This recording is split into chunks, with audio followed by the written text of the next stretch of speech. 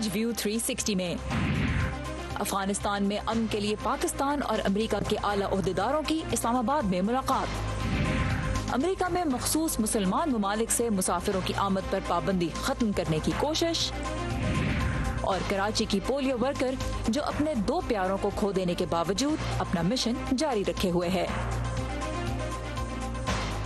السلام علیکم، voice of America کے واشنگٹن اسٹوڈیو سے میں ہوں سارہ زمان، آپ دیکھ رہے ہیں ویو 360۔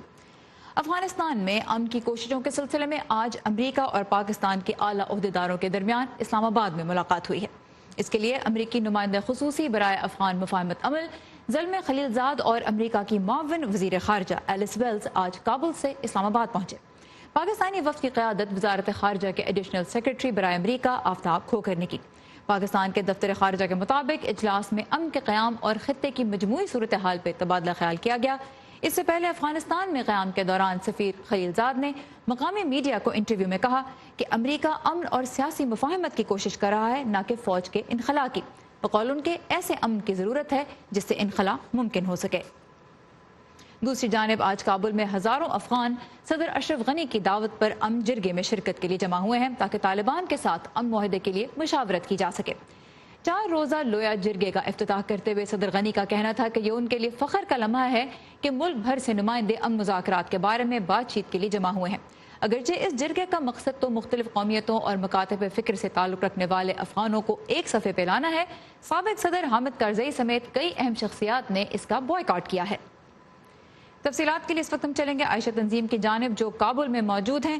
عائشہ، یہ بتائیے گا کہ جرگے میں 3000 کے قریب لوگ ہیں، کس قسم کے نتیجے کی امید ہے صدر غنی کو؟ اتنے سارے لوگوں کے ساتھ ایک وقت میں کنسنسس کیسے ڈیولپ کریں گے؟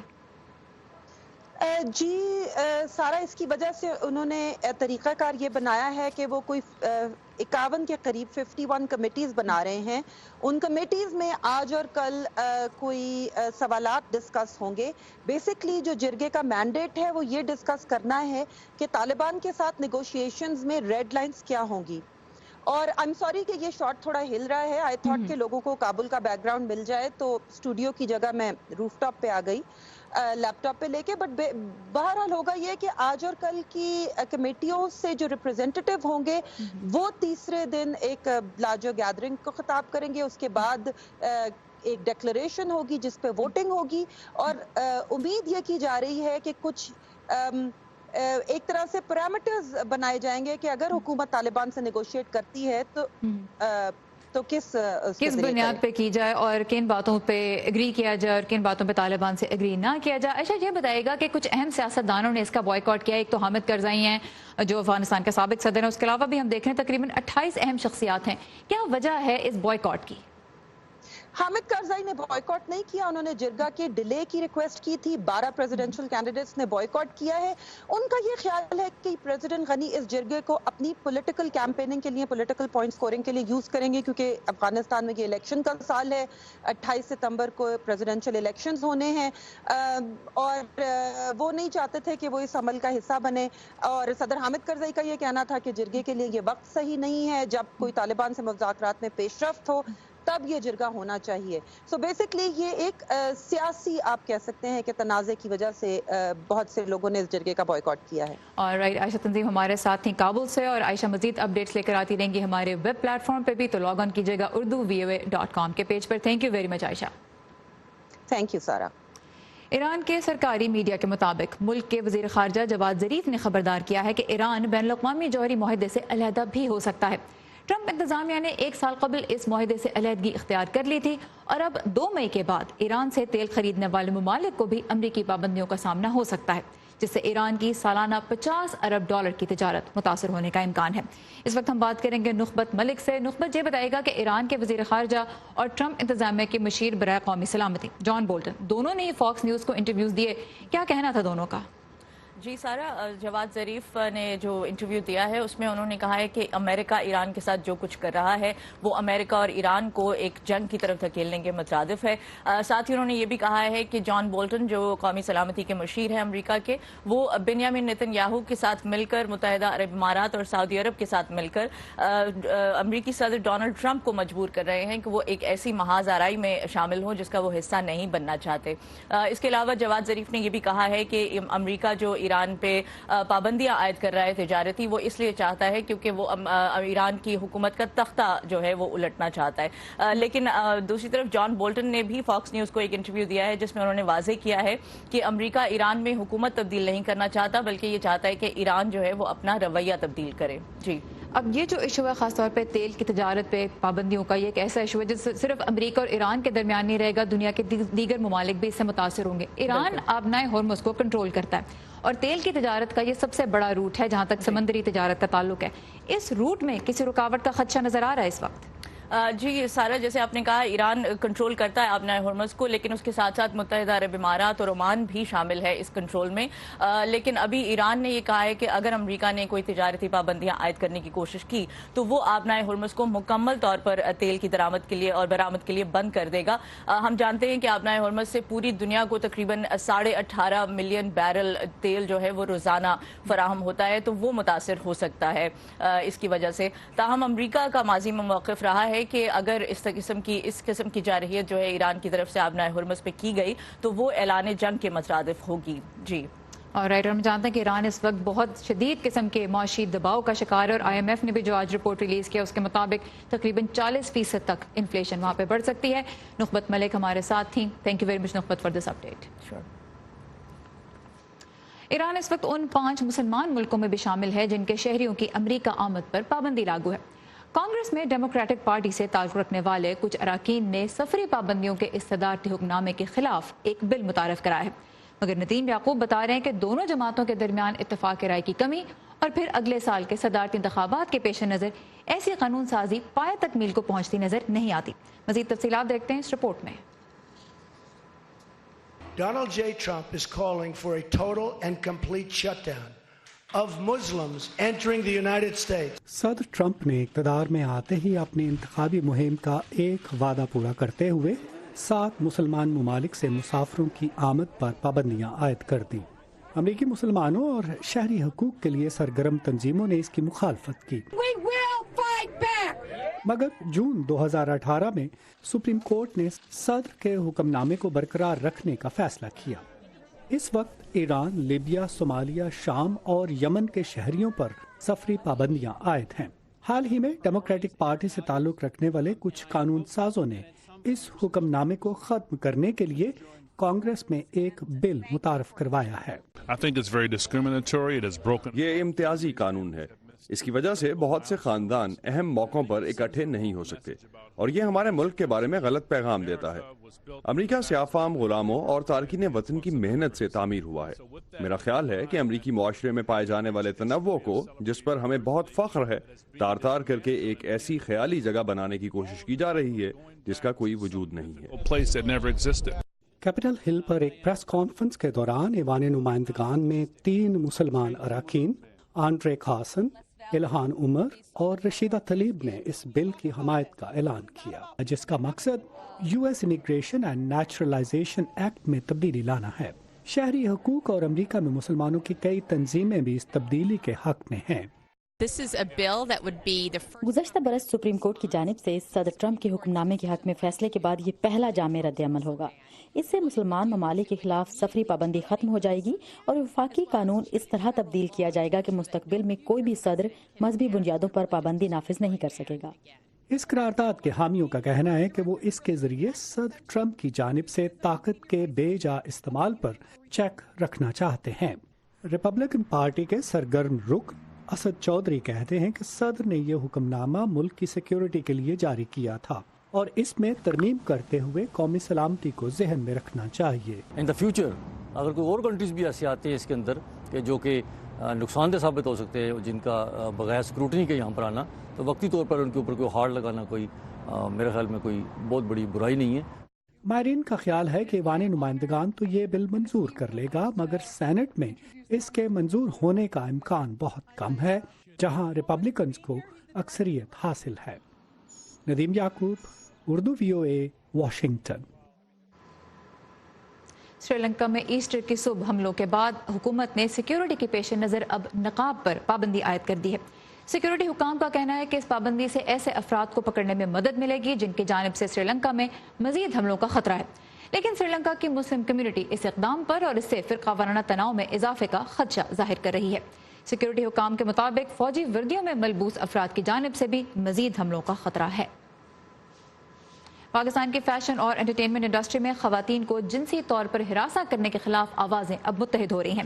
اس بارے میں ہم بات کریں گے پروگرام میں آگے چل کر۔ اس کے علاوہ آپ کو ملوائیں گے ایک باہمت پولیو ورکر سے بھی۔ پاکستان کے بارے میں اہم خبروں کے لیے آئیے ہماری ویب سائٹ urduvoa.com پر، اور اگر آپ سوشل میڈیا کے ذریعے خبریں حاصل کرتے ہیں تو facebook.com/VOA اردو کا پیج آپ کے لیے حاضر ہے، جہاں آپ کو ہماری تمام تر کانٹینٹ بآسانی ملے گی۔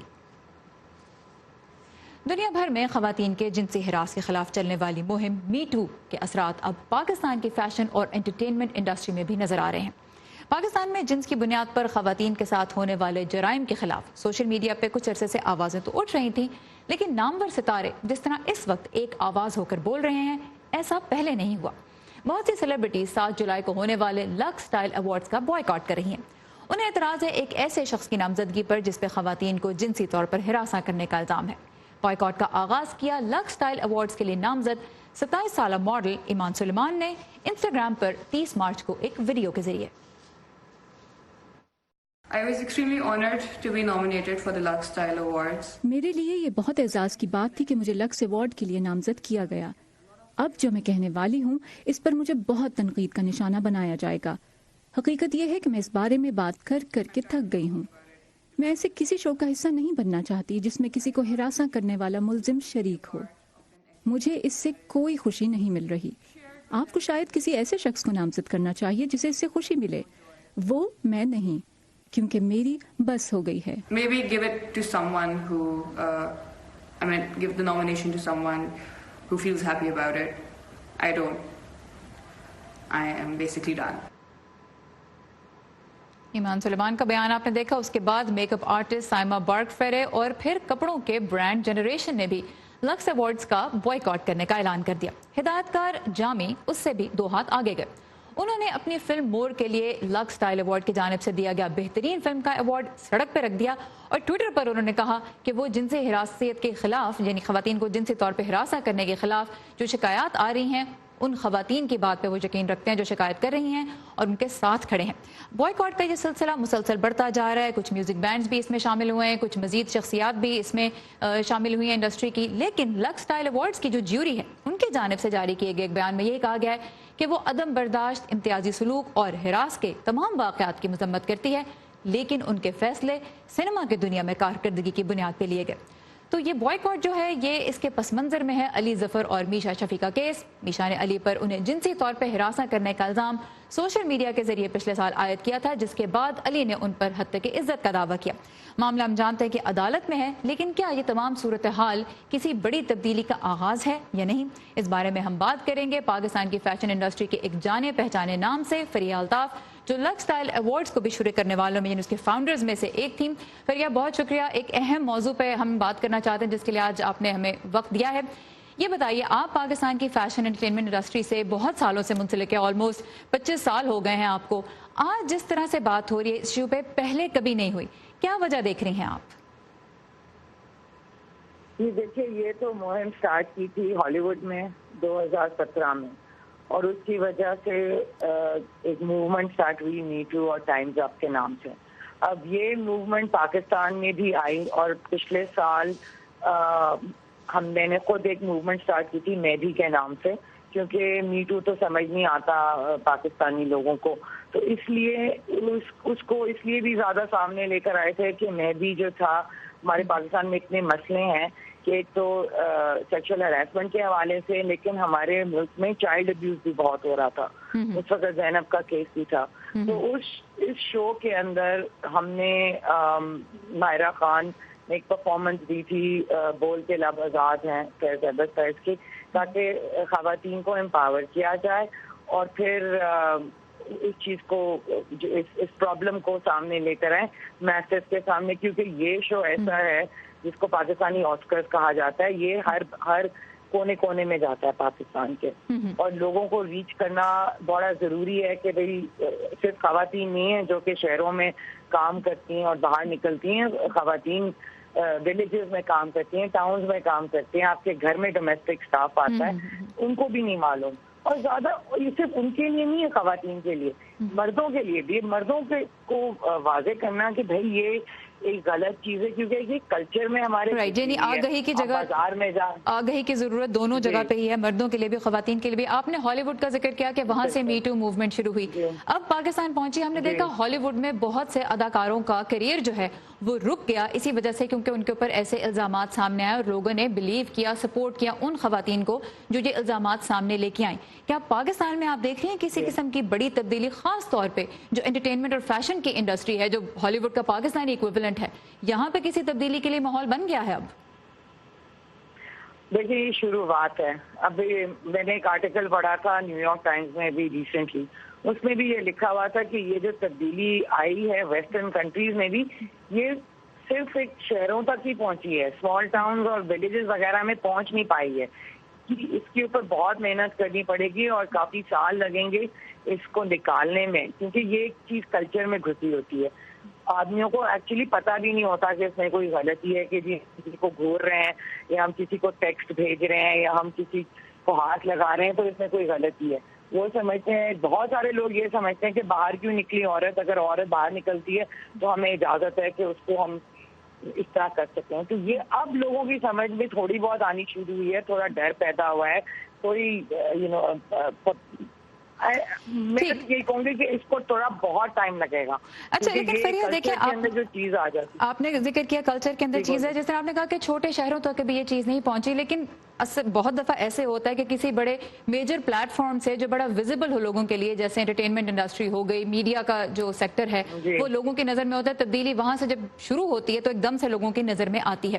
تو جہاں تک چھوٹے شہروں تک پہنچنے کی بات ہے، ہم دیکھیں گے کسی بڑے پلیٹ فارم پہ ہوگی تبدیلی تو پھر جس طرح آپ نے بھی کہا وقت لگے گا، آگے بھی آئے گی. اگر صرف یہ جو ایوارڈز کا لحاظ سے جس طرح سے اس وقت بات ہو رہی ہے، جیوری نے کہہ دیا کہ ایوارڈ دیتے ہوئے ہم فنکار کی ذات کو نہیں دیکھ رہے، ہم اس نے جو کنٹریبیوٹ کیا ہے انڈسٹری میں اس کو دیکھ رہے ہیں.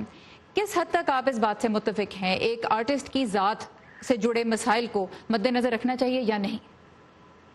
ایکچولی جو کیس کورٹ میں چلا جاتا ہے تو پھر وہ کورٹ کے اندر ہی فیصلہ ہوتا ہے کہ کون غلط کہہ رہا ہے کون صحیح کہہ رہا ہے. پرسنل لیول پہ تو میں تو 100% اس کے خلاف ہوں اور میں سمجھتی ہوں کہ یہ بہت غلط بات ہے اور ایسا ہونا نہیں چاہیے. لیکن جو پالیسیز اور جو کورٹ کیسز بنے ہوئے ہیں اس میں جا کے یہ فیصلے ہوتے ہیں. جب تک اس کا فیصلہ نہیں ہوتا یہ چیز جو ہے وہ آدھے لوگ جو ہیں وہ ایک طرف ہو جائیں گے، دوسرے لوگ دوسری طرف ہو جائیں گے. لوگ اس میں عورتوں کا بہت کم میں سمجھتی ہوں کہ ان کو سپورٹ کرتے ہیں، کیونکہ وہ سمجھتے ہیں کہ یہ ایک وچ ہنٹ ہے اور یہ ہو سکتا ہے کہ کسی پرسنل لیول پہ ہو. تو چکر سارا یہ ہے.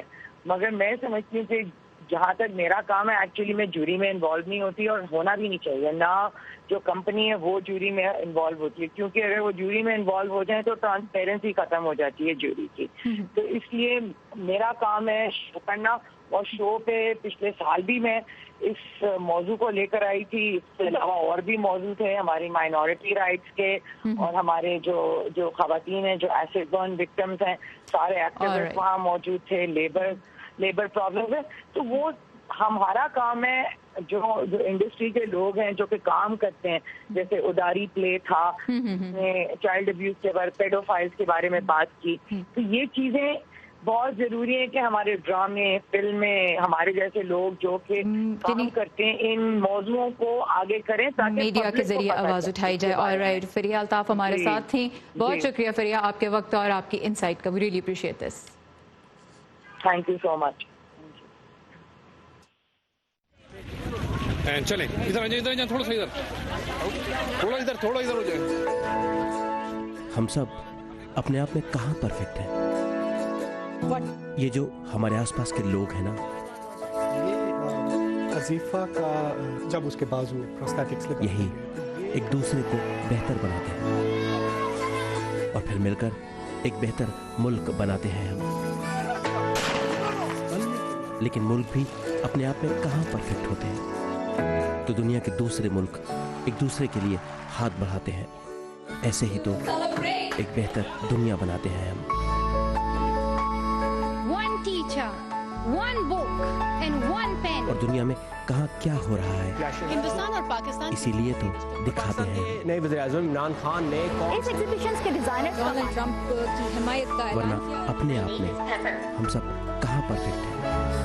ये मैं हूँ आपका मेजबान खालिद हमीद। व्यू 360 सिर्फ आज न्यूज़ पर।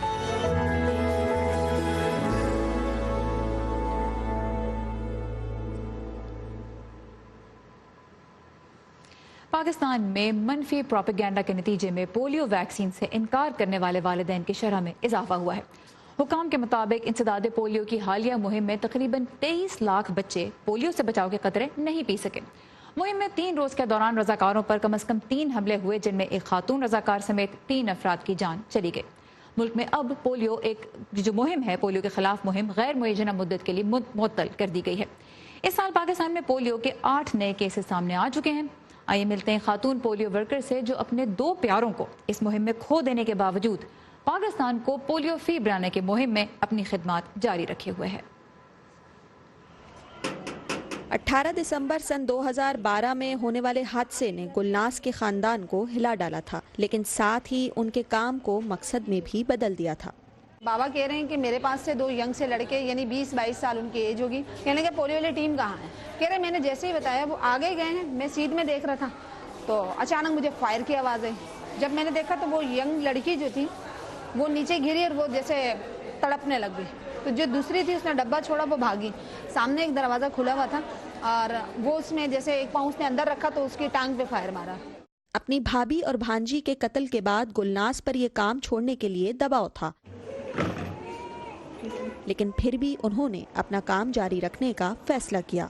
मौत तो वैसे भी आएगी, मुझे ये इस काम को जारी रखना है। और हकीकत में आपको सच कह रही हूँ, मुझे हमेशा ऐसे फील होता है जैसे वो दोनों मेरे साथ हैं, वो मेरा हौसला बढ़ाती हैं, आप ये काम करो। गुलनाज टीमों के हमरा मुख्तलिफ इलाकों में घर घर जाकर जांच पड़ताल करने के बाद बच्चों को पोलियो से बचाव के कतरे पिलाती हैं।